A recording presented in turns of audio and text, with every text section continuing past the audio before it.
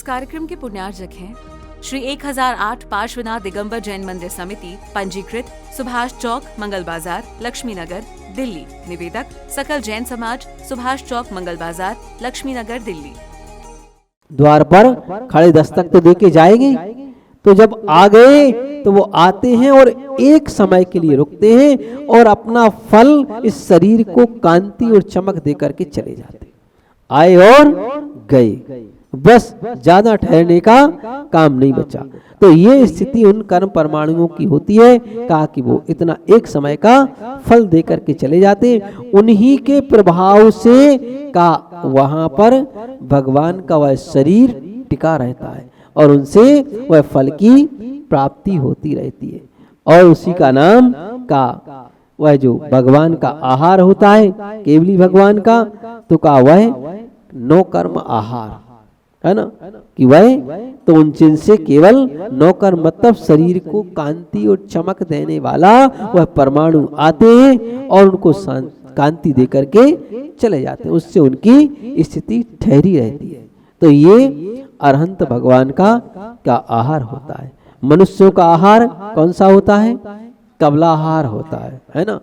तो मनुष्यों का और त्रियंचों का।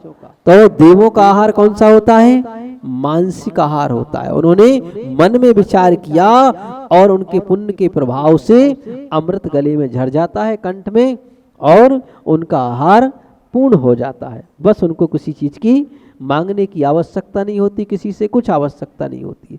पुण्य का प्रभाव इतना रहता है कि पुण्य के प्रभाव से वो चीज अपने आप उस तरह से ढल जाती है।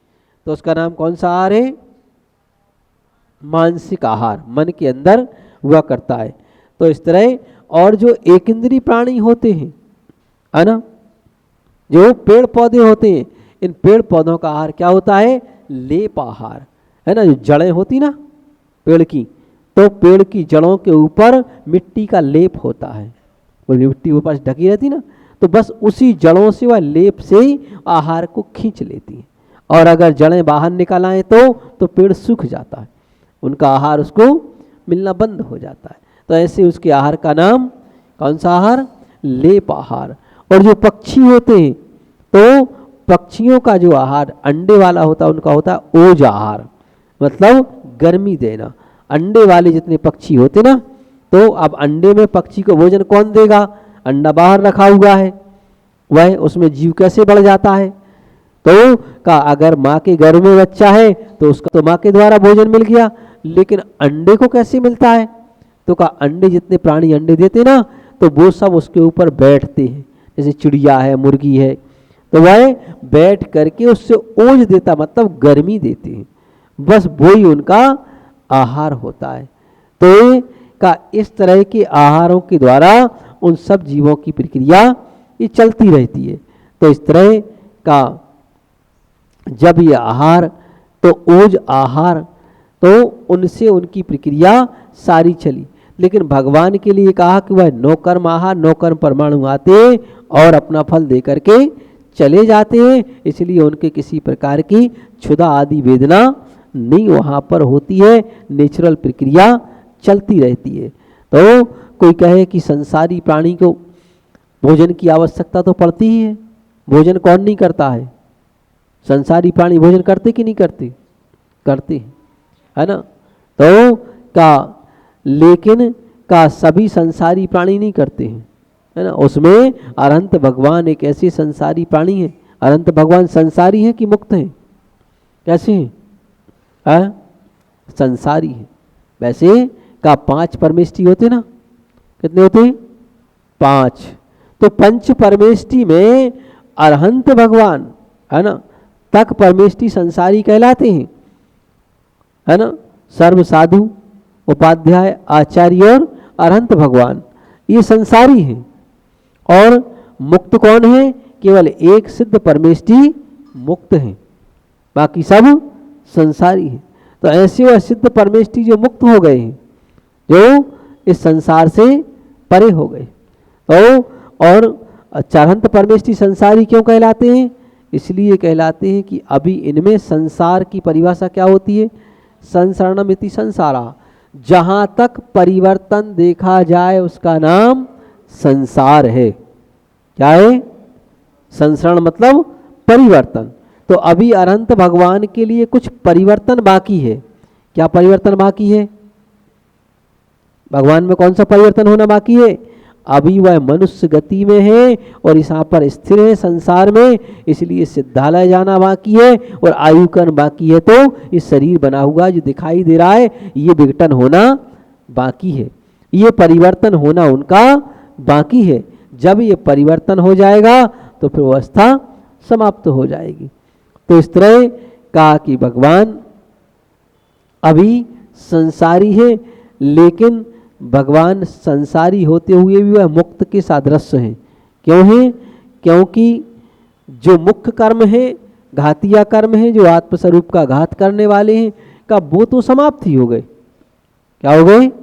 वो तो सारे कर्म समाप्त हो गए। जब वो कर्म समाप्त हो गए हैं तो फिर अब शेष कुछ भी बाकी नहीं रहा हुआ है। तो इसलिए भगवान का मुक्त के सादृश्य ही कहे जाते हैं कि वह तो मुक्त ही है। ऐसा तो कहा भगवान के अंदर का ये सब दोष रहित हो चुके हैं और जो इन दोषों से रहित हैं वो ही भगवान हैं। कितने दोष बताए हैं? कितने दोष होते हैं? 18, है ना। तो इन 18 दोषों को, 18 दोष में सबसे पहले का भूख लगना, प्यास लगना, है ना, क्षुत पिपासा, जरातंक मतलब बुढ़ापान, रोग, जन्म मृत्यु, भय, गर्भ और राग द्वेष और मोह। तो ये का चिंता, आरती, निद्रा, विस्मय, स्वेद और खेद का ये 18 दोष भगवान के अंदर नहीं पाए जाते। और का जिनके अंदर ये दोष ना पाए जाएं वो ही भगवान है ना। अब उसमें किसी का नाम नहीं है कि भगवान महावीर स्वामी हो, चाहे भगवान राम हो, चाहे भगवान हनुमान हो, तो का कोई भी हो का जिनके अंदर ये दोष नहीं है वो हमारे सब भगवान है ना। ऐसा यहाँ पर बताया गया। तो अब इन दोषों के समाप्त होते ही बहुत सारी प्रक्रियाएं समाप्त हो जाती हैं, है ना। तो का जैसे वहाँ कहा कि भय नहीं रहता भगवान को। अब भगवान को किस बात का भय रहेगा, है ना। भय उनको लगता है जिनको कहीं कोई चाह होती है ना। और जिनके लिए कोई चाह नहीं है उनके लिए किसी प्रकार का कोई भय नहीं होता है। हो का जहाँ पर चाह समाप्त हो जाए वहाँ पर व्यक्ति निर्भय हो जाता है। कहा हुआ है कि चाह गई चिंता गई मनुआ बेपरवाह है, और जिन्हें कुछ नहीं चाहिए वो नर सहंसा है। का सबसे बड़ा सहंसा कौन होता है? जिसे कुछ नहीं चाहिए, है ना। वही व्यक्ति किसी का आदर करता है, सम्मान करता है, तो क्यों करता है? जब तक उसके अंदर कोई चाह लगी हो, इच्छा लगी हो। और वह चाह केवल एक ही चीज़ की नहीं होती है, अनेक प्रकार की होती है। धन की होती है, प्रतिष्ठा की होती है, मान की होती है, पद की होती है, प्रतिष्ठा की होती है ना, कुर्सी की होती है। और तो जहाँ ये विभिन्न प्रकार की चाहें लगी हों वहीं व्यक्ति को भय होता है। और जहाँ ये सब दूर हो गया कि हमें कुछ नहीं चाहिए, है ना, तो उनसे बड़ा कोई शहंशाह इस दुनिया में कोई नहीं होता है। सबसे बड़ा शहंशाह वही होता है जिसे कुछ नहीं चाहिए, है ना। एक बार एक भिखारी को भिक्षा में 1 रुपया मिल गया। भिखारी ने सोचा कि मैं क्या करूँगा इस पैसे का, मैं तो भिखारी हूँ। क्या हूँ? भिखारी हूँ। और भिखारी होकर के पैसे रखने लगे तो भिखारी कैसा, है ना। लेकिन भिखारी भी 2 प्रकार के होते ना, एक अकड़ वाले एक पकड़ वाले, है ना। कौन से? एक अकड़ वाले और एक पकड़ वाले, है ना। अकड़ वाले जानते ना, भिक्षा तो मांग रहे लेकिन अकड़ नहीं जाती है ना। हाँ, एक बार एक छत्री ठाकुर भिखारी बन गया। अब कर्म का योग था, बन गया। एक बार वह एक घर के सामने पहुंचा भीख मांगने के लिए। उसने कहा भिक्षाम देही, तो ऊपर से एक महिला ने देखा कोई भिखारी आया है, उस माँ ने एक रोटी ऊपर से दे दी। वह रोटी नीचे आते आते हाथ पर आते आते उसके हाथ पर आ गई डगमगाती हुई। तो भिखारी क्या कहता है कि अगर ये रोटी नीचे गिर जाती तो गोली चल जाती। मतलब भिक्षा तो मांग रहा है लेकिन अकड़ नहीं गई अभी।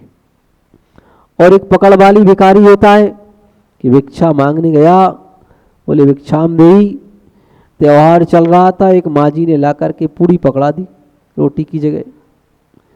तो भिखारी बैठ गया और कहता है माजी पूड़ी के साथ तो हलवा का योग होता है, पूड़ी बनी है तो हलवा ही बना होगा। तो उसने कहा कोई बात नहीं, हलवा भी ले ले, है ना। बोले जब हलवा बना है तो खीर भी बनी होगी, थोड़ी सी वो भी मिल जाए, है ना। ओ उसने कहा कोई बात नहीं, भिक्षा ही तो मांग रहा, पेट के लिए मांग रहा है, ये भी ले लो। इसको क्या कहते हैं? पकड़ वाले भिखारी के धीरे धीरे धीरे धीरे खींचते चले आ रहे हैं, है ना। ओ का वह भिक्षा तो एक अपनी बात चल रही थी कि एक भिखारी को भिक्षा में 1 रुपया मिल गया। उसने सोचा कि मैं इस पैसे का करूंगा क्या, मैं तो भिखारी हूं, भोजन ही तो चाहिए, भिक्षा में मिल जाता है, और क्या करना। और वैसे देखा जाए तो भिक्षा मांगना सबसे हल्का काम कहलाता है ना।